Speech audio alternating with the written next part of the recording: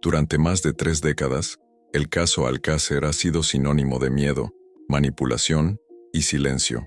Lo que comenzó como la desaparición de 3 adolescentes en 1992 se transformó en un laberinto de mentiras, poder y sombras que aún hoy sigue sin resolverse. Pero detrás de la historia oficial existen piezas que nunca encajaron, detalles que fueron borrados, voces que fueron calladas y verdades que nunca llegaron a la luz.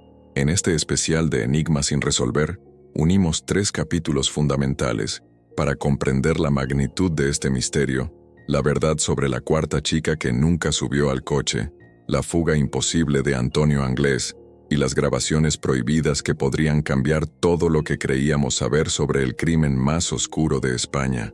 Prepárate, porque lo que estás a punto de escuchar podría hacerte ver el caso Alcácer con otros ojos. Què li faries tu ara als agressors de les 3 amigues teues? Yo no sé. Lo que... O sea, que los cojan y que los metan en la cárcel. Justicia, queremos justicia a todos. Antes de desaparecer para siempre, Miriam, Toñi y Desiree hicieron una última parada, la casa de una amiga, una niña de 14 años llamada Esther Díez Martínez. Aquella tarde del 13 de noviembre de 1992, las 3 fueron a visitarla porque estaba enferma, pero lo que parecía una simple visita cambió el destino de todas.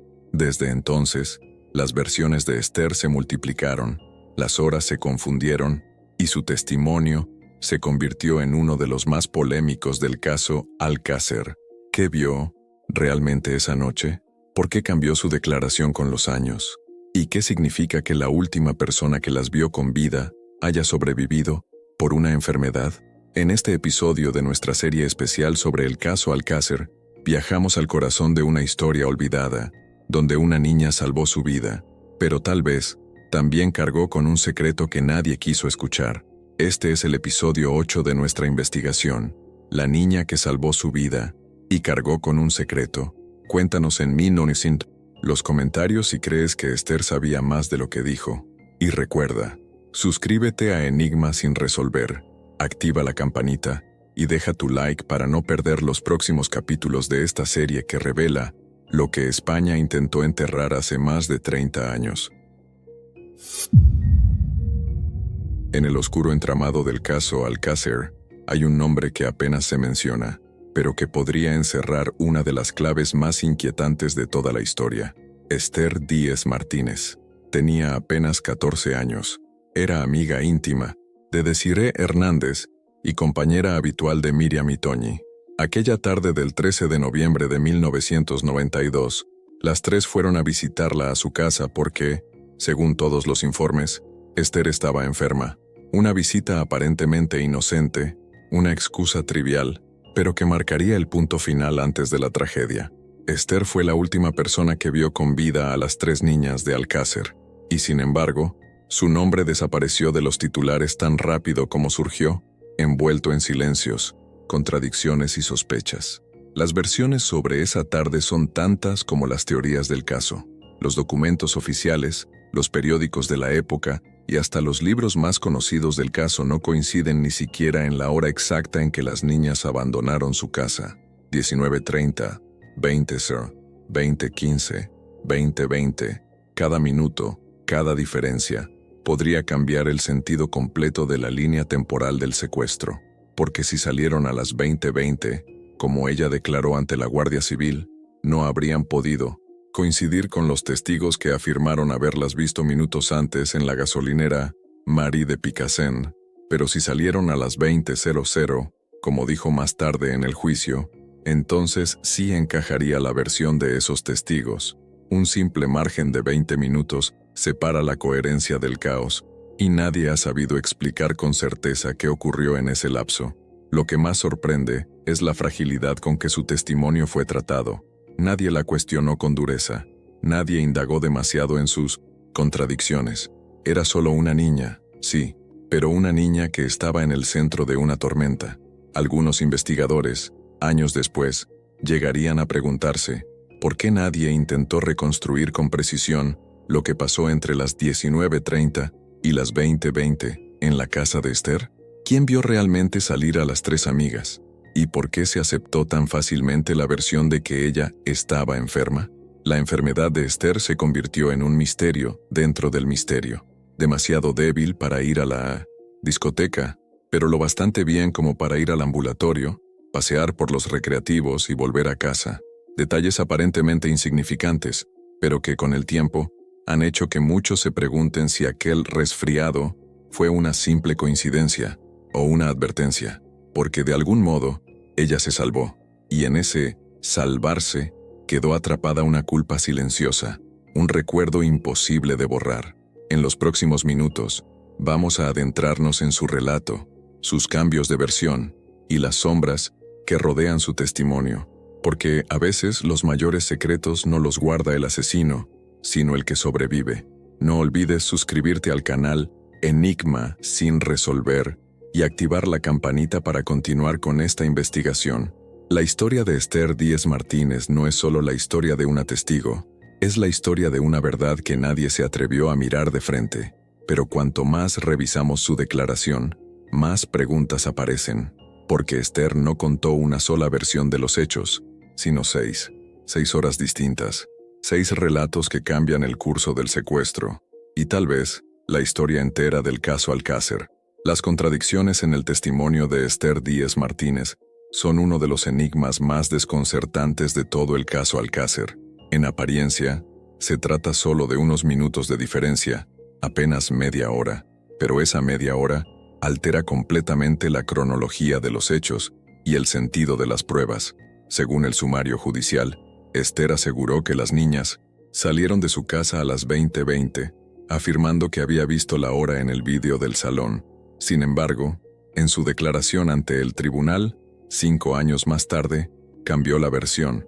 Dijo que fue a las 20:00, y entre esas dos versiones, la prensa llegó a registrar hasta 6 horarios distintos, cada uno procedente de una fuente diferente. Diario 16 publicó el 20 de noviembre de 1992 que salieron a las 20:15. La Vanguardia escribió en enero del 93 que fue a las 19:30. El libro Sin Piedad mencionó las 8 menos algo, y en el juicio, como decíamos, Esther rectificó a las 20:00. 6 horas distintas, 6 posibles historias, y cada una de ellas cambia por completo la línea temporal del crimen. Si las niñas salieron de casa de Esther a las 20:20, nunca podrían haber sido vistas por Hervás y Cano Yasser a las 20:15 y 20:20 respectivamente, en el tramo entre Alcácer y Picassent. Pero si el horario real fue las 20:00, entonces todo encaja. Hervás las recoge a las 20:15, y Cano Yasser las observa caminando cerca de la gasolinera María a las 20:20. Lo que resulta inquietante es cómo este simple cambio pasó inadvertido para el tribunal. Nadie pidió una verificación del reloj del vídeo. Nadie comparó con la llamada telefónica que supuestamente Miriam realizó a su madre alrededor de las 8. Y lo más extraño, la propia madre de Esther también ofreció versiones distintas. En una de ellas, afirmaba que las niñas habían estado en su domicilio hasta las 17:50, mucho antes del horario que después se convirtió en la versión oficial. Estas discrepancias podrían parecer simples errores de memoria, pero en un caso donde cada minuto cuenta, esas inconsistencias pueden cambiar la historia entera. La contradicción se vuelve aún más profunda al confrontar el relato de Esther con los testimonios de otros testigos. Hervás, el joven que dijo haberlas llevado en coche, declaró que las recogió a las 20:15 en Alcácer, algo imposible si ellas seguían en casa de Esther a esa hora. Cano Yasser, por su parte, aseguró haberlas visto caminando por Picassent a las 20:20. Incluso los registros de tráfico entre Catarroja y Picassent sitúan la salida de Anglés y Ricard a las 20:00, creando una línea de tiempo precisa que solo se sostiene si Esther se equivoca. ¿Y si el error no fue un simple despiste? ¿Y si esa confusión fue inducida, corregida o suavizada con el tiempo? En el juicio, todos trataron a Esther con extrema delicadeza. Lloró, se mostró nerviosa, y el fiscal, Beltrán, llegó a decirle: «Tranquilícese que no la quiero torturar». La escena quedó grabada en la memoria colectiva como un momento de humanidad, pero también como una ocasión perdida. porque entre las lágrimas y el miedo, nadie se atrevió a presionar demasiado a la última persona que las vio con vida. Las 6 versiones de una misma historia no solo fragmentan la cronología, sino que también erosionan la confianza en la investigación oficial. ¿Qué versión es la verdadera? ¿La del sumario? ¿La de la prensa o la del juicio? ¿Por qué una adolescente recordaría un horario tan importante de forma tan diferente años después? Y, sobre todo, ¿por qué nadie exigió aclararlo con precisión? En el laberinto del caso Alcácer, las mentiras no siempre se dicen. A veces se ocultan entre silencios y relojes que nunca marcan la misma hora. Sin embargo, lo más desconcertante no fueron los relojes, sino la enfermedad. ¿De verdad estaba tan mal como dijo? Porque esa tarde, mientras todos creen que descansaba en casa, Esther estaba en otro lugar, y no precisamente enferma. El argumento de que Esther Díez Martínez estaba enferma aquel 13 de noviembre de 1992 siempre se presentó como una explicación simple y humana. Sus amigas fueron a verla para animarla, y ella, demasiado débil, decidió quedarse en casa. Sin embargo, al examinar los detalles, la historia deja de parecer tan sencilla. Según su propio testimonio, Esther se sentía mal, tanto que no podía asistir a la fiesta del instituto en 1990, la discoteca Color. Pero los mismos documentos, tanto del libro Sin Piedad de Fernando Martínez Laínez como de ¿Qué pasó en Alcácer?, de Juan Ignacio Blanco, muestran una cadena de acciones que contradicen esa supuesta fragilidad. En Sin Piedad, el capítulo titulado Esther describe cómo, después de que sus amigas se marcharan, la joven decidió salir de casa, pasear por los recreativos SAS y luego acudir al ambulatorio para ponerse una inyección. Una rutina nada coherente con el relato de una adolescente enferma y con fiebre. Si estaba lo bastante bien para recorrer las calles, hablar con conocidos y caminar hasta el centro médico, ¿qué clase de enfermedad le impedía ir con sus amigas?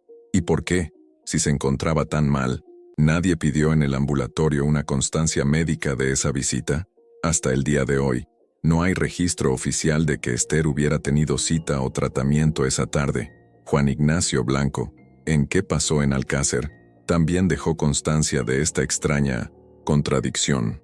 Según él, la madre de Esther habría dicho que las niñas permanecieron en su casa hasta las 17:50, un horario que no coincide con ninguna de las versiones posteriores. Blanco subraya la aparente falta de seguimiento a un dato tan relevante. Si Esther fue al ambulatorio y luego a los recreativos, ¿quién la vio? ¿Quién puede confirmar esa ruta? Ninguna de esas preguntas tuvo respuesta en el sumario ni en el juicio. Todo sugiere que Esther no estaba tan enferma como se dijo, o al menos, no lo suficiente como para justificar haberse quedado. ¿Fue una decisión espontánea o alguien le aconsejó no salir? La versión de una enfermedad repentina parece más una forma de justificar una ausencia que una condición real.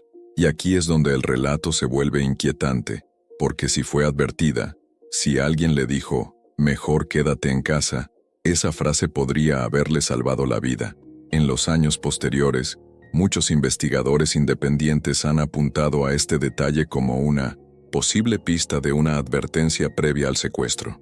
La idea de que Esther pudiera haber recibido información, sin comprender su gravedad, abre un nuevo plano de interpretación. ¿Sabía algo? ¿Había oído rumores sobre lo que estaba ocurriendo alrededor de la discoteca? ¿O simplemente fue una coincidencia que cambió su destino? El caso se complica aún más al observar la evolución emocional de Esther. Durante el juicio, lloró al recordar aquella tarde, como si el peso de la memoria la aplastara. Su nerviosismo era visible, y los fiscales la trataron con suma cautela. Pero ese cuidado también dejó huecos en la verdad. Nadie la enfrentó con las incongruencias entre estar enferma y salir a los recreativos. Nadie preguntó por el motivo real de la inyección, ni por qué no había registro médico. Esa mezcla de compasión y omisión convirtió su testimonio en uno de los más delicados de todo el proceso. Al final, el estaba enferma se transformó en una especie de escudo, un muro detrás de él, cual se ocultó algo más grande, algo que nunca se llegó a investigar. Y aquí surge la pregunta que, décadas después, sigue flotando sobre su historia. ¿Realmente fue una coincidencia? ¿O alguien le dijo que se quedara en casa? Porque, en el caso Alcácer, los silencios pesan tanto como las pruebas, y los que sobreviven a veces cargan con el secreto más doloroso de todos, el de haber estado a un paso del abismo y no haberlo sabido. 5 años después, en el juicio, la niña ya era una mujer, y, frente a las cámaras, los jueces y los padres de sus amigas, su voz tembló, y cambió la historia una vez más. Lo que ocurrió en aquella sala aún resuena como una escena congelada en el tiempo. Valencia, 28 de mayo de 1997. El ambiente en la sala era denso, cargado de silencio y expectación. Las cámaras no podían registrar todo, pero el aire mismo parecía vibrar cuando Esther Díez Martínez, ya con 19 años, subió al estrado.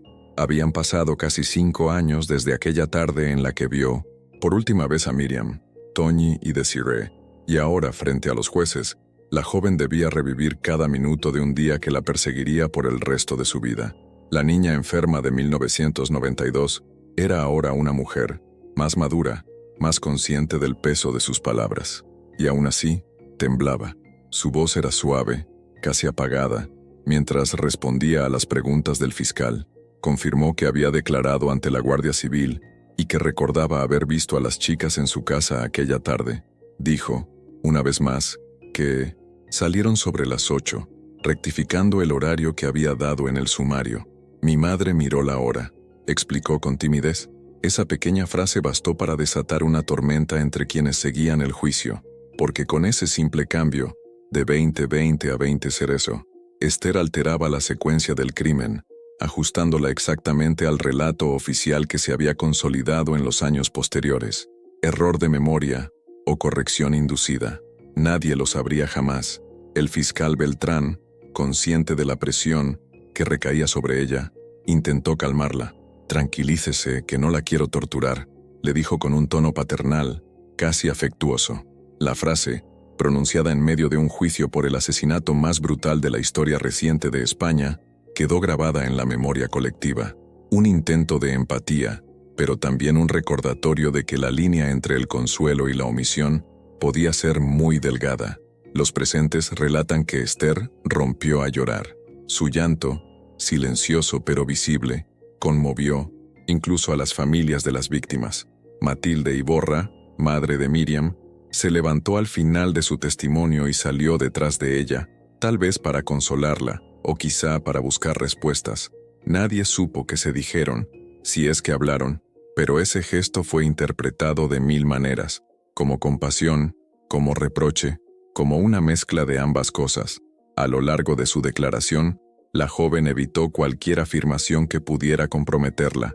No recordó los detalles de los pendientes, ni de las cadenas que las niñas llevaban. No supo precisar quién miró el reloj, ni por qué había diferencias en las horas.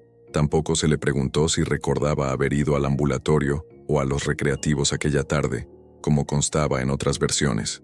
Fue tratada con una delicadeza casi excesiva, como si todos temieran quebrar algo más que su voz, el frágil equilibrio entre verdad y compasión. Y ahí, en ese silencio protector, se perdió una oportunidad clave, porque Esther fue la última testigo viva del recorrido hacia el horror, y aún así, nadie la interrogó con la firmeza que un caso así requería. ¿Había algo que no quería decir? ¿O simplemente no recordaba?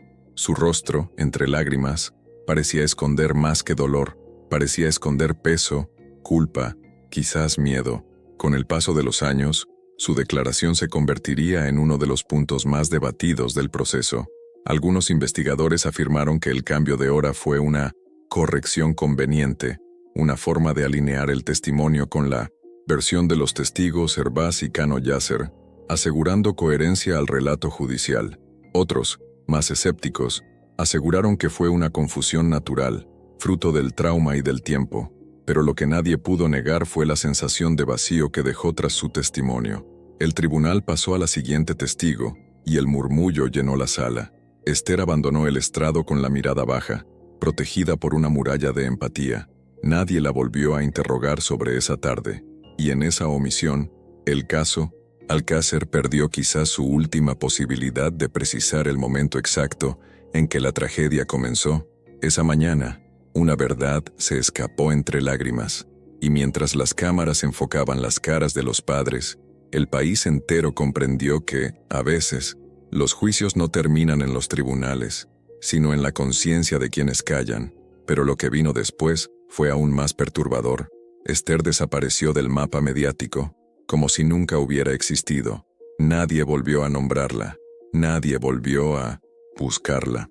Solo quedaron sus palabras y un silencio que parece esconder algo más. Durante años, el nombre de Esther Díez Martínez ha permanecido a la sombra del caso Alcácer. No fue víctima, pero tampoco una simple espectadora.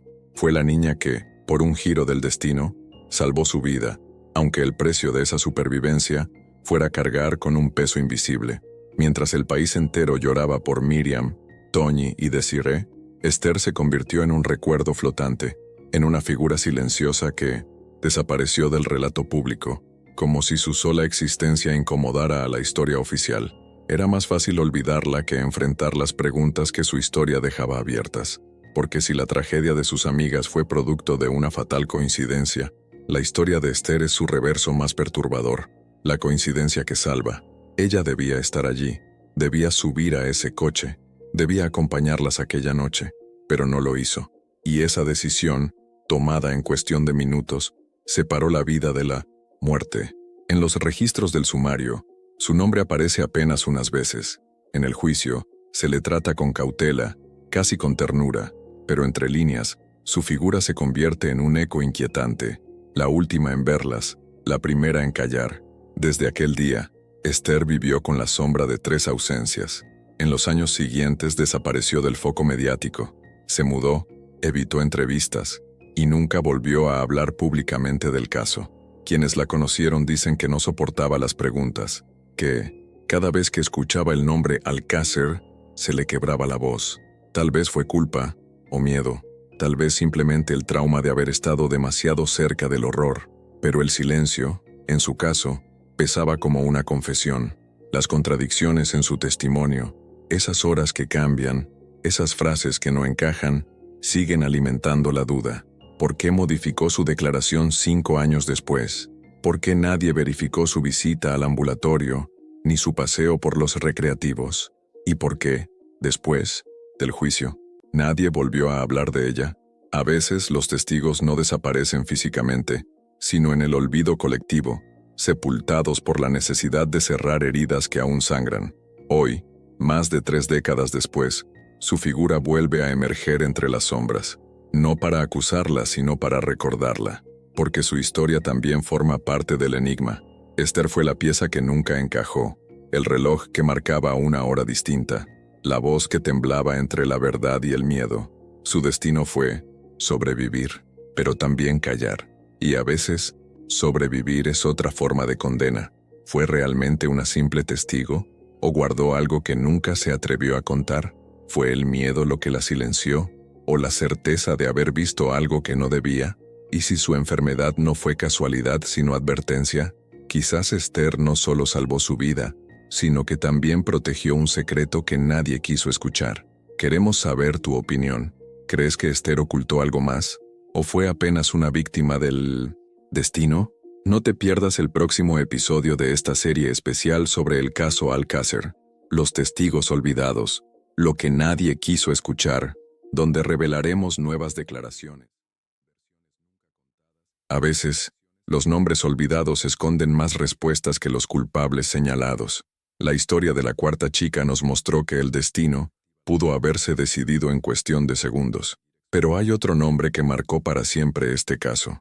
Uno que todavía provoca miedo solo con pronunciarlo. Un fugitivo, un fantasma, un rostro que simboliza la impunidad. Ahora, la investigación da un giro. Es momento de mirar hacia Antonio Anglés, el hombre que desapareció del mapa, y quizá, también, de la verdad. En el episodio anterior descubrimos cómo la ciencia, las pruebas y hasta la verdad parecían desvanecerse en el caso Alcácer, pero hoy, en este episodio 6, nos adentramos en la historia del hombre que se esfumó para siempre, Antonio Anglés, el fugitivo que convirtió su desaparición en el mayor enigma criminal de España. Cuando los cuerpos de Miriam, Toñi y Desiree fueron hallados en 1993, su nombre emergió como el del culpable perfecto, un joven violento, con antecedentes, fácil de odiar y aún más fácil de señalar, pero tras aquella imagen de monstruo había algo que no cuadraba, una fuga imposible, llena de vacíos, contradicciones y sombras. ¿Huyó realmente saltando por una ventana? ¿Escapó en tren? ¿Cruzó la frontera? ¿Se lanzó al mar? ¿O fue silenciado por quienes necesitaban cerrar el caso? Desde Catarroja hasta el Atlántico, la búsqueda de Anglés se convirtió en una persecución sin final, un laberinto donde cada pista llevaba a una nueva pregunta. Así que suscríbete al canal, deja tu like y activa la campanita, porque en este episodio exploraremos no solo la fuga más misteriosa de la historia reciente, sino también la posibilidad de que el hombre más buscado de España nunca hubiese huido realmente. Cuando los cuerpos de Miriam, Toñi y Desiré fueron hallados en enero de 1993, España entera quedó paralizada. Pero mientras las familias intentaban comprender el horror, la investigación se centró en un solo nombre: Antonio Anglés, un joven delincuente de Catarroja, conocido por su carácter violento y por su historial de pequeños delitos. Para las autoridades, era el rostro perfecto del mal y, según muchos críticos, el chivo expiatorio ideal para cerrar rápidamente un caso que amenazaba con desestabilizar el país entero. Lo que nadie podía imaginar era que Anglés no solo escaparía, sino que desaparecería de forma tan absoluta que acabaría convirtiéndose en un fantasma real, símbolo de la impunidad y del misterio. En aquel entonces, Antonio Anglés cumplía arresto domiciliario por una condena anterior. Cuando los cuerpos fueron descubiertos en La Romana, una cadena de coincidencias lo situó en el epicentro del caso. La confesión de Miguel Ricard, que lo señaló como autor principal, y restos supuestamente hallados en su vivienda. En cuestión de horas, el nombre Anglés ya ocupaba todas las portadas de los periódicos, acompañado de titulares que lo describían como el culpable absoluto. Sin embargo, las pruebas que sostenían esa acusación estaban lejos de ser concluyentes. Se emitió una orden de arresto, pero cuando la Guardia Civil llegó a la casa familiar en Catarroja, Antonio ya había desaparecido. Así comenzó una de las mayores persecuciones policiales de la historia de España. Según los informes oficiales, Anglés huyó saltando por una ventana de la casa de su madre, Neusa Martins, antes de que los agentes lograran rodearlo. A partir de ese momento, cada nuevo movimiento parecía sacado de una película. Supuestamente tomó un coche, atravesó carreteras rurales, subió a un tren hacia Madrid y fue visto días después cerca de Talavera de la Reina, disfrazado, herido y exhausto. Pero pese a los cientos de agentes desplegados, los controles en carreteras y las búsquedas con perros rastreadores, nunca fue capturado. La fuga pronto adquirió tintes legendarios. En febrero de 1993, aparecieron indicios de que Anglés había cruzado la frontera con Portugal.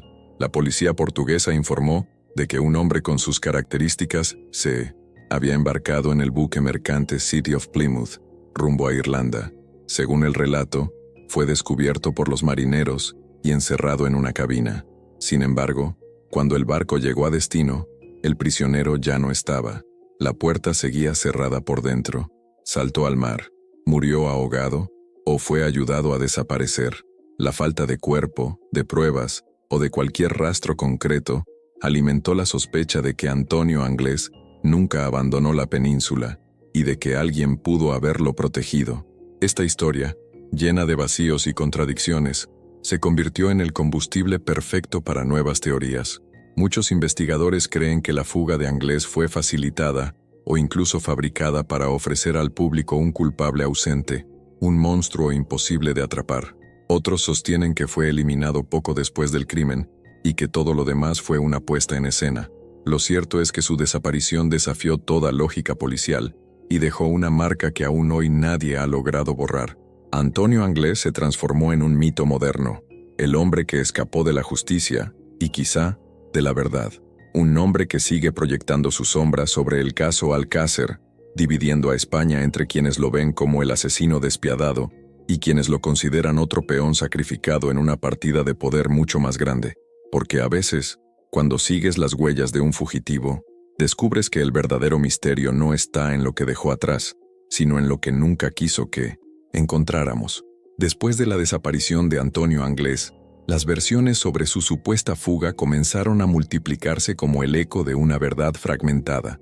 Los informes policiales oficiales ofrecían una narrativa lineal. Anglés había escapado de Catarroja, viajado hacia Madrid, cruzado la frontera portuguesa y, finalmente, desaparecido en el Atlántico. Sin embargo, cuando los investigadores independientes analizaron los detalles, surgieron contradicciones que hacían tambalear toda la historia. Cada testimonio, cada documento, parecía esconder un agujero, una pieza que no encajaba. Era como si el propio Estado no quisiera, o no pudiera, explicar realmente lo que había ocurrido. Uno de los puntos más discutidos fue el trayecto entre Catarroja y Madrid. Según el relato oficial, Anglés viajó escondido en un tren de mercancías, sin dinero, sin comida y, milagrosamente, sin ser detectado. Pero varios conductores ferroviarios afirmaron nunca haber recibido ninguna alerta de un fugitivo peligroso en esas fechas. Tampoco hubo registros de controles reforzados en las estaciones. ¿Cómo logró atravesar la península entera sin dejar rastro? Algunos investigadores sostienen que recibió ayuda de alguien con acceso a información interna, tal vez un contacto dentro de la propia Guardia Civil o de redes criminales locales. Otra de las incongruencias más notorias está en el supuesto paso por Portugal. Los informes del Ministerio del Interior español y de la policía lusa difieren en fechas, lugares y hasta en la descripción del sospechoso. Mientras que España afirmaba que Anglés fue visto en Elvas y Lisboa, la policía portuguesa reportaba avistamientos en localidades costeras completamente distintas. Las huellas dactilares encontradas en un tren en dirección a Lisboa nunca pudieron confirmarse como suyas, y, para aumentar la confusión, el pasaporte que se dijo haber utilizado era falso, pero fabricado con materiales que no estaban al alcance de un delincuente común. El episodio del buque City of Plymouth es otro ejemplo de la maraña de contradicciones. Los marineros declararon que el hombre capturado a bordo tenía un fuerte acento español, pero no pudieron identificarlo con certeza. En los archivos judiciales, el nombre de Anglés aparece asociado al incidente, pero no existe ninguna prueba documental de que ese pasajero fuera realmente él. Tampoco se hallaron fotografías ni informes forenses de la supuesta cabina cerrada por dentro. En 2013, un exmarinero británico confesó en una entrevista que nunca hubo ningún detenido en aquel viaje y que todo fue una invención mediática.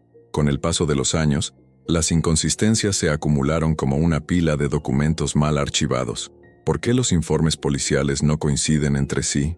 ¿Por qué las fechas cambian? Los testigos desaparecen y los objetos personales de Anglés, como su cartera o su chaqueta, nunca se incluyeron en los autos judiciales.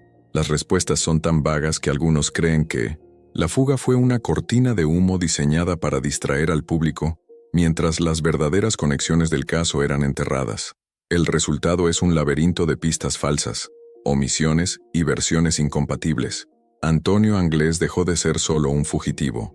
Se convirtió en una sombra fabricada, moldeada por la confusión, y cuanto más se intentaba seguir su rastro, más se desvanecía, porque, en el caso Alcácer, cada vez que la verdad parece estar cerca, el viento cambia de dirección.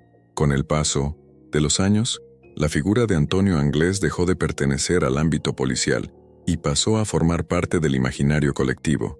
Su rostro, difundido hasta el cansancio en los años 90, se convirtió en una sombra que parecía reaparecer en cualquier parte del mundo.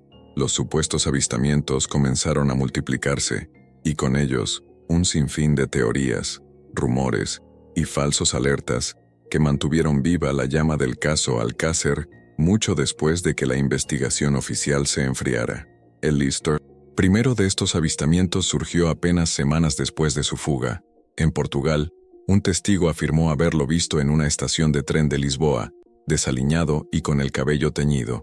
Otro aseguró que lo reconoció en un bar del puerto de Setúbal, donde supuestamente trabajaba de manera clandestina.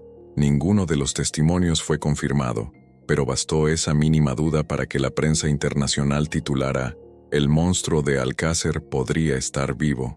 Desde entonces, Anglés dejó de ser un nombre. Se convirtió en un fantasma que cruzaba fronteras. Durante la década de 2000, los rumores se expandieron como una plaga digital. En foros y programas de televisión, aparecían supuestos informes que situaban a Anglés en Irlanda, Argentina, Brasil e incluso en Marruecos. Algunos aseguraban que había cambiado completamente de identidad, otros, que había muerto en el mar y su cuerpo fue devorado por los peces. Un antiguo marinero del City of Plymouth confesó años después que, quizás el 1900, fugitivo nunca estuvo en el barco, lo que dio nuevo combustible a la duda. Cada nueva versión parecía contradecir a la anterior, pero todas compartían el mismo efecto: mantener viva la sensación de que Anglés seguía entre nosotros. Incluso surgieron testigos que afirmaban haber hablado con él. En 2009, un hombre en Brasil aseguró que había conocido a Tony, un español reservado que evitaba hablar de su pasado y que desapareció repentinamente tras reconocer su foto en la televisión. Otro rumor, aún más inquietante, sostenía que Anglés había sido protegido por una red de narcotráfico con conexiones en Galicia y Portugal, lo que explicaría por qué nunca fue capturado. Ninguna de estas historias fue verificada, pero todas encontraban eco en una sociedad marcada por la desconfianza hacia las instituciones. La llegada de Internet amplificó o mito.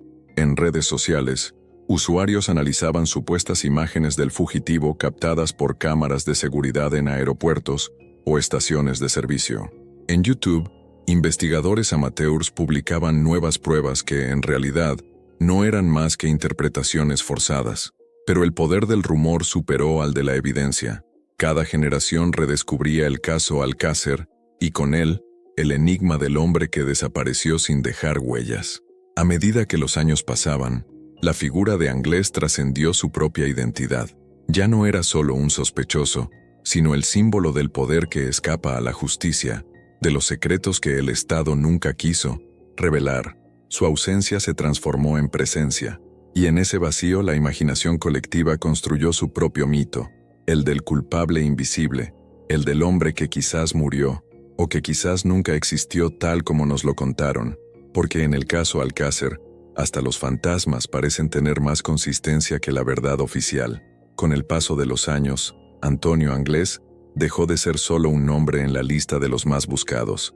Se convirtió en un símbolo, un rostro que, aún ausente, permaneció grabado en la memoria colectiva de España como la representación viva del miedo, la injusticia y la impunidad. El hombre que se volvió un fantasma. La desaparición de Anglés no solo desafió a las autoridades, sino que afectó profundamente la psicología de todo un país. Cada vez que alguien pronunciaba su nombre, el trauma de Alcácer revivía. Cada imagen antigua, cada reportaje resurgido, reabría la herida de un caso que nunca cicatrizó. En las calles, su ausencia se transformó en una presencia constante.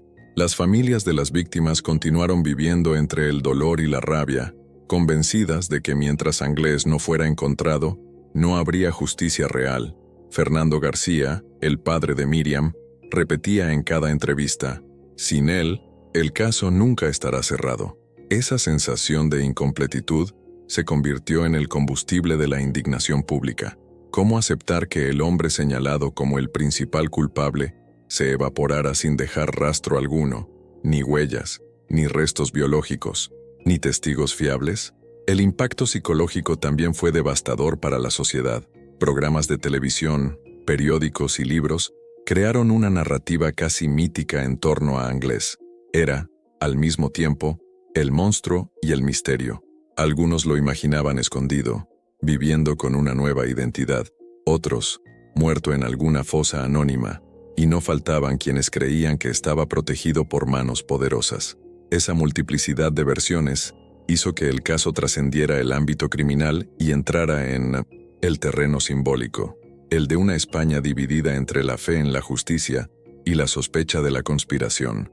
En términos culturales, el nombre Anglés llegó a representar mucho más que a un fugitivo. Se convirtió en un espejo del poder y de la manipulación, Un recordatorio constante de que, en ciertos crímenes, la verdad puede moldearse según la conveniencia de quienes controlan el relato. Cada documental, cada revisión forense, cada nueva teoría sobre Alcácer termina regresando, inevitablemente, a la misma pregunta: ¿cómo es posible que un hombre desaparezca por completo del mapa? Ese enigma psicológico tiene un efecto perverso.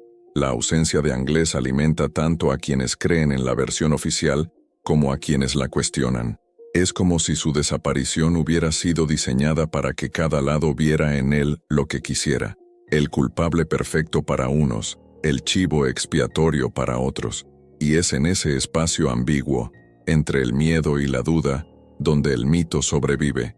Hoy, más de 30 años después, Antonio Anglés no es solo un fugitivo, es un símbolo de la verdad inalcanzable, de la herida que el tiempo no ha podido cerrar, y del poder de las sombras sobre la justicia, porque, en Alcácer, hasta el hombre ausente sigue hablando, no con palabras, sino con el silencio ensordecedor que dejó tras de sí. Han pasado más de 3 décadas, y sin embargo, el nombre de Antonio Anglés sigue resonando como una herida que nunca cicatriza. No hay rostro más asociado al miedo ni sombra más persistente en la memoria colectiva de España. Su desaparición no fue solo una fuga, fue el nacimiento de un mito. El hombre que burló a la justicia, que desafió a todo un estado y que se convirtió en el fantasma más buscado del país.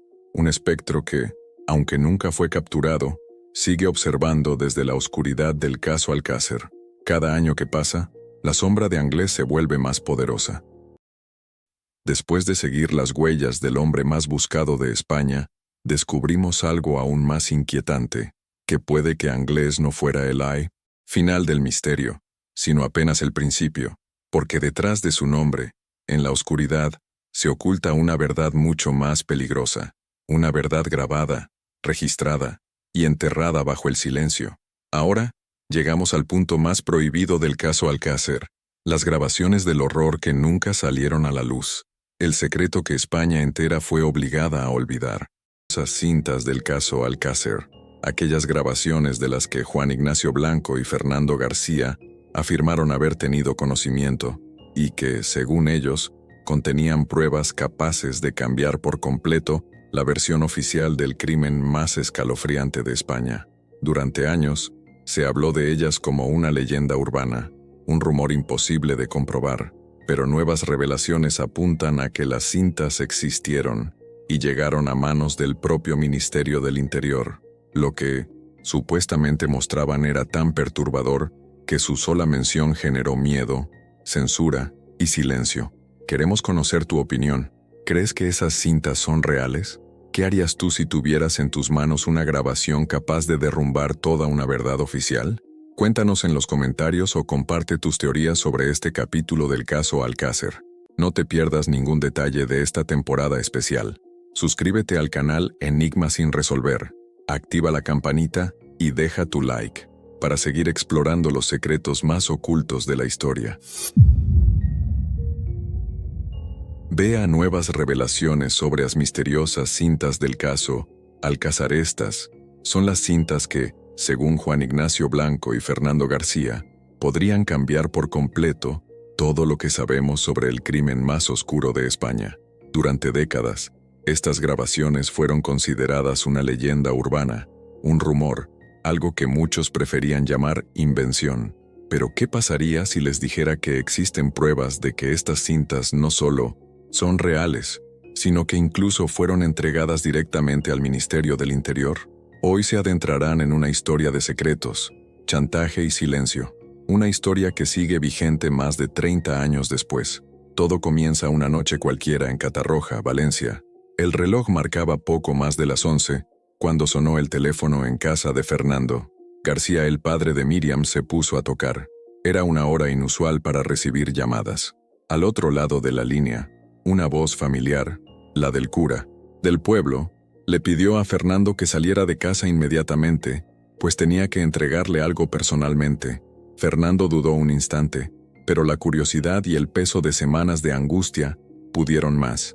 Llamó a Juan Ignacio y, sin decir mucho, simplemente ordenó: «Sal, tenemos que salir». La iglesia estaba a pocos metros. Aquella noche el aire era frío y denso, y algo parecía fuera de lugar. Fernando entró solo, como le había pedido el párroco. Unos minutos después, salió con un sobre en las manos. Dentro, una cinta de vídeo. Un objeto sencillo, sin etiquetas ni marcas, pero que guardaba un secreto capaz de estremecer al país entero. El contenido de aquella grabación, como Juan Ignacio relataría más tarde, mostraba algo imposible de ignorar. Dos de las chicas, Miriam y Toñi, en camillas, mientras hombres enmascarados realizaban pequeñas incisiones con bisturíes bajo la iluminación del hospital. Pero lo más aterrador no era la violencia en sí, sino aparecían en las imágenes. Rostros familiares, personas con poder e influencia en la España de los años 90. A partir de ese momento, el caso Alcácer dejó de ser simplemente un crimen horrendo. Se convirtió en una conspiración de alto nivel, una red donde se entrelazaban política, religión y poder. Fue por entonces cuando comenzaron a circular rumores sobre ritos, ceremonias ocultas y grabaciones prohibidas. Las imágenes, junto con las fotografías forenses y las autopsias dudosas, conformaban un enigma que muchos preferían no resolver, porque cuanto más se acercaban a la verdad, más peligroso se volvía el camino. Juan Ignacio siempre repetía que esta cinta era suya, seguro debido a un documento que no podía desaparecer, un recordatorio para los poderosos de que sabía demasiado. Él y Fernando afirmaban que no buscaban fama ni dinero, solo justicia, pero cuando se desafía al sistema, el precio suele ser alto. El periodista comenzó a ser perseguido, difamado y amenazado. Fernando fue multado, juzgado y silenciado. El programa Esta noche cruzamos el Mississippi, donde estas revelaciones llegaron al público, fue retirado de la programación, y desde entonces, las cintas se han convertido en leyenda. Pero aquí está el detalle que muchos ignoran. Las cintas existían, y aún existen. Fueron vistos, tocados y entregados. El propio Fernando García confirmó haber tenido uno en sus manos, incluso sin ver el contenido, porque Juan Ignacio le pidió que no lo hiciera. Mejor no lo veas, le dijo. Va a ser nuestro seguro de vida. Esta frase, pronunciada hace más de 20 años, aún resuena entre quienes se atreven a investigar, porque, si lo que hay en estas grabaciones es real, no estamos hablando solo de un delito, estamos hablando de un encubrimiento estatal, y es precisamente ahí donde reside el verdadero terror de este caso. No el horror de las imágenes, sino el miedo oculto en el silencio. Porque si las cintas se están guardando, alguien las está guardando, y si nadie las muestra, es porque lo que revelan podría destruir reputaciones, derrocar gobiernos y exponer el lado más oscuro de una sociedad que ha optado por mirar hacia otro lado. En este episodio, analizaremos paso a paso las pruebas, los testimonios y las contradicciones que rodean estas grabaciones. Entenderemos quién las poseía, dónde desaparecieron y por qué, más de 3 décadas después, siguen siendo el secreto mejor guardado de España. Pero antes de continuar, reflexionemos sobre esto. Si tuvieras en tus manos una cinta capaz de cambiar la historia, ¿tendrías el valor de mostrárselo al mundo? Era una noche de un silencio inquietante en Catarroja, una de esas noches en que hasta el viento parece dudar. La casa de Fernando García, padre de Miriam, permanecía sumida en una melancolía constante desde la desaparición de las niñas. Eran casi las 11 cuando el teléfono rompió el silencio con un timbre seco, inesperado e insistente. Fernando, sorprendido, contestó. Al otro lado, una voz baja y tensa. Era el cura, del pueblo. Le dije que necesitaba verlo con urgencia, que tenía algo entre manos que ya no podía guardar, un secreto que solo él debía confiarle. El corazón de Fernando se aceleró. En aquellos días, cualquier llamada fuera del horario habitual podía significar una pista, una nueva esperanza o algo mucho peor. Sin decir palabra, Fernando colgó el teléfono y se volvió hacia Juan Ignacio Blanco, quien se hospedaba en su casa para ayudarlo con las investigaciones. «Juan, vístete, tenemos que salir», me llamó el párroco, dijo con voz firme, pero cargada de incertidumbre. Salieron rápidamente, cruzando las estrechas calles del pueblo bajo la tenue luz de las farolas. El camino a la iglesia no duró más que unos minutos, Pero durante ese trayecto, el silencio entre ambos fue tan denso que pareció un presagio. Fernando entró solo, como le había pedido el sacerdote. Juan se quedó afuera, observando la oscura entrada de la iglesia, donde la sombra de la campana se movía lentamente con el viento. Unos minutos después, Fernando reapareció. Estaba pálido, con los ojos llorosos y las manos temblorosas. Llevaba un sobre de papel amarillento, sellado con cinta adhesiva. Me lo dio, murmuró. Dentro, una cinta de vídeo. Ninguna explicación, ninguna carta. Solo ese objeto silencioso, que parecía palpitar con un peso invisible. Al llegar a casa, Fernando dijo que el sacerdote había recibido el sobre, bajo el secreto de confesión, entregado por alguien que juró haber visto el contenido y que temía por su vida. Días después, Juan Ignacio Blanco relataría en entrevistas lo que, según él, aparecía en aquella grabación. 2 de las niñas, Miriam y Toñi, acostadas en catres. A su alrededor, hombres con batas de laboratorio realizaban pequeñas incisiones con bisturíes. No se oían gritos, solo el sonido metálico de los instrumentos y murmullos ahogados. Las imágenes eran oscuras, de baja calidad, pero suficientes para identificar detalles inquietantes, anillos caros, relojes de oro y, lo más perturbador, caras reconocibles, figuras con poder político, económico y social, personas que, según Blanco, jamás serían alcanzadas por la justicia. Estas descripciones conmocionaron al país y encendieron una llama que jamás se ha extinguido. Allí nació el lado más oscuro del caso Alcácer, la hipótesis de que las niñas no fueron meras víctimas de un crimen brutal, sino de algo ritualístico, premeditado, con intenciones incomprensibles. La combinación de las imágenes de la cinta y las fotografías de las autopsias, en especial las mencionadas por el doctor Frontela en el segundo examen, conformó un mosaico aterrador. Los expertos comenzaron a sugerir que se trataba de, aquí, una ceremonia envuelta en redes de poder. Juan Ignacio, consciente del peligro que corría, hizo algo que cambiaría para siempre el curso de la investigación. Declaró públicamente que la cinta era suya. Seguro de vida dijo que jamás lo divulgaría, pero que existía, y que si algo le sucediera, habría copias a vientos y no buen recaudo. Afirmó que no estaba dispuesto a morir en silencio, pero también sabía que revelarlo todo significaría una sentencia de muerte. Este cinturón, dijo, es prueba de que el mal tiene nombres y apellidos, pero también de que la verdad cuesta vidas. Para Fernando García, el descubrimiento se convirtió en una carga insoportable. Él mismo confirmó haber visto la cinta, pero nunca su contenido, porque Juan Ignacio le aconsejó que no lo hiciera. No la veas, le habría dicho. No lo soportarías. Esta frase marcaría para siempre la línea divisoria entre el horror conocido y el desconocido. Desde entonces, la cinta se ha convertido en una sombra constante en la historia del caso, un símbolo de poder, miedo e impunidad. A partir de ese momento nada volvería a ser igual. El caso Alcácer ya no era solo un crimen, era un campo de batalla entre la verdad y el silencio, entre la justicia y el poder. Y lo que antes parecía una simple cinta de vídeo se convirtió en la pieza más peligrosa de todo el rompecabezas. Una cinta que, según dicen, aún existe, oculta, esperando el momento adecuado para revelar lo que muchos han optado por olvidar. La cinta ya no era solo un misterio, era una bomba a punto de estallar. Tras días de deliberación, Juan Ignacio Blanco y Fernando García tomaron una decisión que cambiaría para siempre el curso del caso Alcácer. Llevarían la grabación al corazón del poder, directamente al Ministerio del Interior. El viaje fue discreto, casi clandestino. Ningún periodista, ningún amigo cercano sabía lo que iban a hacer. Ambos sabían que no había vuelta atrás.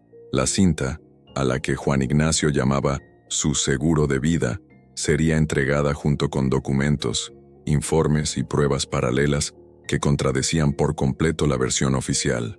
La esperanza era simple y desesperada, que el gobierno, ante semejante evidencia contundente, por fin buscara justicia. Llegaron al ministerio con semblante sereno, pero dentro, el miedo era palpable. Años después, Fernando recordaría que, al entrar en el edificio, sentía el peso de cada paso como si cargara sobre sus hombros las voces de las 3 niñas. La delegación fue recibida por representantes directos del ministro. No había cámaras ni registros públicos, solo una reunión silenciosa y formal donde Fernando entregó personalmente el material. Entre los documentos estaba la cinta original. Juan Ignacio permaneció en silencio durante casi toda la reunión, observando los rostros impasibles de los hombres de traje que, según él, ya sabían perfectamente lo que estaban recibiendo. Poco después todo cambió. El teléfono de Fernando dejó de sonar y las puertas que antes se habían abierto comenzaron a cerrarse. Ninguna respuesta del ministerio, ninguna confirmación del análisis, ningún informe. Era como si el sistema se hubiera tragado la cinta. Blanco, siempre incisivo, denunció públicamente que la investigación había sido silenciada y que las pruebas presentadas nunca más se volvieron a ver. Fernando, a su vez, empezó a comprender las consecuencias: persecución judicial, multas multimillonarias y la pérdida total de toda credibilidad ante los medios. Desde ese momento, la figura del padre que buscaba justicia fue transformada por la prensa en la de un hombre obsesivo, delirante, influenciado por teorías conspirativas. El sistema no solo silenció la verdad, sino que destruyó la reputación de quienes intentaron revelarla, y el golpe final llegaría poco después. En televisión, el programa Esta noche cruzamos el Mississippi, conducido por Pepe Navarro, se convirtió en un refugio para las denuncias que nadie más quería escuchar. Allí, Juan Ignacio y Fernando hablaron de las cintas, los rituales y la corrupción, pero el precio de la exposición fue altísimo. Presión política, amenazas directas y multas astronómicas comenzaron a caer sobre el canal y sus colaboradores. El programa fue suspendido repentinamente sin explicaciones públicas convincentes. Juan Ignacio enfrentó demandas que lo arruinaron económicamente. Fernando, padre de Miriam, se vio obligado a pagar multas multimillonarias, castigos que aún lo persiguen. Era un punto de no retorno. El poder había hablado y su mensaje era claro: silencio. Ningún periodista se atrevió a publicar las grabaciones. Ninguna emisora se atrevió a tocar el tema, e incluso quienes intentaron rescatar partes de la historia fueron rápidamente censurados o ridiculizados. La cinta, el objeto físico que podía cambiarlo todo, desapareció en manos de las instituciones que debían protegerla. Desde entonces, nadie la ha vuelto a ver, y aquí surgen las preguntas que, 3 décadas después, siguen sin respuesta. ¿Por qué desaparecería una prueba tan decisiva? ¿Quién se beneficia del silencio? Si existía una grabación capaz de revelar a los verdaderos culpables, ¿por qué el Estado decidió ocultarla? ¿Por qué ningún medio de comunicación, ningún político, ningún fiscal solicitó su reapertura? ¿Qué tenía de tan peligrosa esa grabación que justificara el exterminio público de todos aquellos que osaron mencionarla? Quizás la respuesta resida en el miedo mismo, miedo a tocar lo que está por encima de la ley, miedo a desafiar los nombres que sustentan el poder, porque, desde el momento en que esa cinta cruzó las puertas del Ministerio del Interior, la verdad dejó de ser un camino, se convirtió en una condena. Juan Ignacio y Fernando lo sabían, y aún así, eligieron seguir adelante, solos, perseguidos, pero convencidos de que el silencio sería lo mismo que enterrar a sus hijas por segunda vez. Cuando salieron a la luz los archivos oficiales del caso Alcácer, comenzó a gestarse un descubrimiento desconcertante. No existía ninguna prueba biológica que incriminara directamente a Miguel Ricart y Antonio Anglés, ni rastro de ADN, ni un solo cabello, ni una sola gota de sangre que los vinculara científicamente con las niñas. La versión oficial se basaba casi exclusivamente en testimonios contradictorios, confesiones obtenidas en circunstancias dudosas y un procedimiento judicial defectuoso. Para muchos, eso bastaba, pero para Fernando García y Juan Ignacio Blanco, aquello era solo el comienzo de una farsa cuidadosamente elaborada. Sabían que algo no cuadraba, la historia no tenía sentido. En grabaciones de radio y antiguas entrevistas, Juan Ignacio declaró claramente: lean el resumen, no hay pruebas, no hay nada. Él y Fernando pasaron meses inmersos en los expedientes del caso y descubrieron omisiones absurdas, autopsias incompletas, informes forenses contradictorios y fotografías que desaparecieron de los archivos. Cuando el doctor Frontela realizó la segunda autopsia, encontró detalles perturbadores, rastros de cortes post-mortem, fibras y cabellos que no pertenecían a las víctimas y marcas que no coincidían con la escena descrita por la policía. Todo apuntaba a un crimen más complejo, cometido por más personas y posiblemente encubierto desde el principio. Con cada nueva pista, la versión oficial se desmoronaba, y cuanto más profundizaban, más peligrosa se volvía la investigación. Juan Ignacio empezó a recibir amenazas, Fernando fue desacreditado públicamente, y muchos de los documentos obtenidos desaparecieron misteriosamente. La idea de que el caso Alcácer había sido manipulado dejó de ser una teoría marginal y se convirtió en un eco que resonaba entre periodistas, investigadores independientes e incluso antiguos policías. Había algo que nadie quería que saliera a la luz, algo más grande que dos criminales fugitivos. Entre los círculos de investigación alternativos, comenzó a circular una hipótesis escalofriante. Las niñas habían sido víctimas de un ritual organizado por personas poderosas con conexiones políticas y económicas dentro y fuera de España. Las descripciones de la cinta, junto con las pruebas forenses y la brutalidad del crimen, reforzaron la sospecha de un propósito que iba más allá de la violencia. Una ceremonia macabra, quizá, grabada como forma de chantaje o placer morboso. Las cintas, entonces, dejaron de ser meras pruebas de un crimen y se convirtieron en símbolos de impunidad, instrumentos que revelaban la corrupción de las élites y el lado oculto del Estado. Fue entonces cuando Juan Ignacio formuló la pregunta que nadie se atrevió a responder: si esas cintas vieran la luz, ¿caería el gobierno español?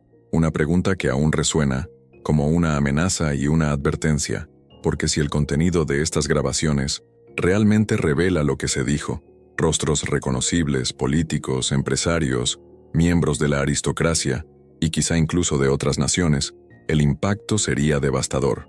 Imaginen a toda España enfrentándose a la idea de que su crimen más famoso fue manipulado desde dentro, que los culpables nunca fueron llevados ante la justicia y que la verdad fue ocultada bajo llave por conveniencia política. Pero la verdad tiene un precio, y a veces ese precio es la estabilidad misma de una nación. Este es el dilema moral que plantea el caso Alcácer, la búsqueda de justicia frente al colapso del país. Revelarlo todo implicaría enfrentarse a décadas de corrupción, destruir instituciones y desenmascarar a personas con suficiente poder como para arruinar a cualquiera que lo intentara. Guardar silencio, en cambio, significaba aceptar que 3 niñas fueron sacrificadas y que sus asesinos permanecieron impunes. Fernando García vivió atrapado en este dilema. Durante años, repitió que no buscaba fama ni reconocimiento, solo quería saber la verdad sobre lo que le hicieron a su hija. Pero en su búsqueda de respuestas, se topó con un sistema que prefería el silencio. Juan Ignacio, quien se convirtió en su voz y su aliado, pagó el precio con su salud y su reputación. Ambos sabían que si las cintas existían y se mostraban, el impacto sería irreversible. Quizás no solo caería el gobierno, sino que España misma se derrumbaría bajo el peso de la verdad. Y aquí surge la pregunta que perdura en el tiempo, como una herida abierta: ¿vale más proteger un país o hacer justicia por 3 niñas inocentes? Si esa decisión estuviera en tus manos, ¿qué elegirías? ¿El silencio que mantiene el poder en pie o la verdad que podría derribarlo? Durante más de 30 años Fernando García cargó con un peso que ningún padre debería soportar. No solo el dolor de perder a su hija, sino también la carga de enfrentarse a un sistema que parecía diseñado para silenciar, no para proteger. No era investigador, ni político, ni periodista. Era simplemente un hombre común, impulsado por una necesidad visceral de justicia. Dormía poco, vivía para el caso, y dedicó cada día de su vida a gritar lo que tantos intentaban ocultar. Su rostro envejeció, su voz se volvió ronca, pero nunca se rindió. Fernando se convirtió en un símbolo de una lucha solitaria, enfrentando al poder con tan solo su valentía y el recuerdo de Miriam. E incluso cuando lo tachaban de loco, de conspirador o de oportunista, él continuó, porque quienes pierden a una hija no buscan fama, buscan respuestas. A su lado, hasta el final, estuvo Juan Ignacio Blanco, el periodista que lo dejó todo, carrera, comodidad y reputación, para apoyar a este padre devastado.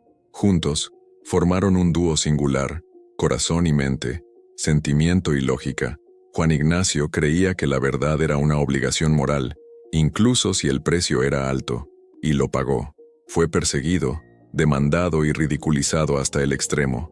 En 2019, falleció sin ver resuelto el misterio, llevándose consigo secretos que tal vez nunca se revelen.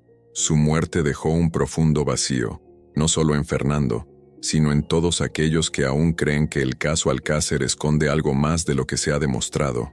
Como él mismo dijo, no le temo a la verdad, le temo al silencio. Hoy, más de 3 décadas después, el caso sigue resonando. Los culpables oficiales ya no convencen a nadie.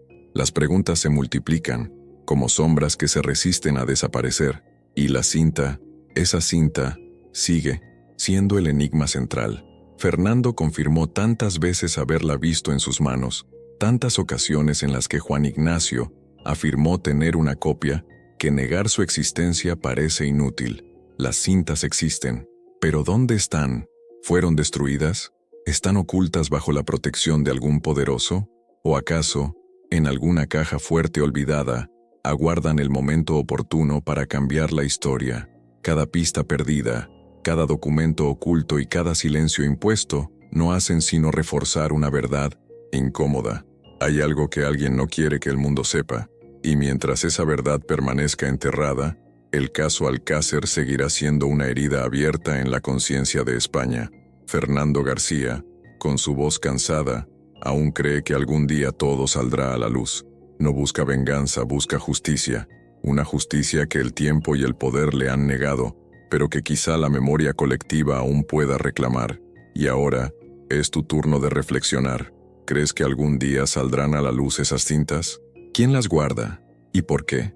Deja tu teoría en los comentarios. Comparte este video para que la verdad no muera en silencio y mantenga viva la memoria de Miriam, Toñi y Desiree, porque mientras haya quien pregunte, la historia del caso Alcácer seguirá viva, aunque los poderosos intenten enterrarla una y otra vez. Suscríbete a Resolver el Pecado Enigma, activa la campanita y acompáñanos en esta búsqueda interminable de justicia y verdad. Porque, como decía Juan Ignacio Blanco, el silencio protege a los culpables, pero la verdad siempre encuentra la forma de volver.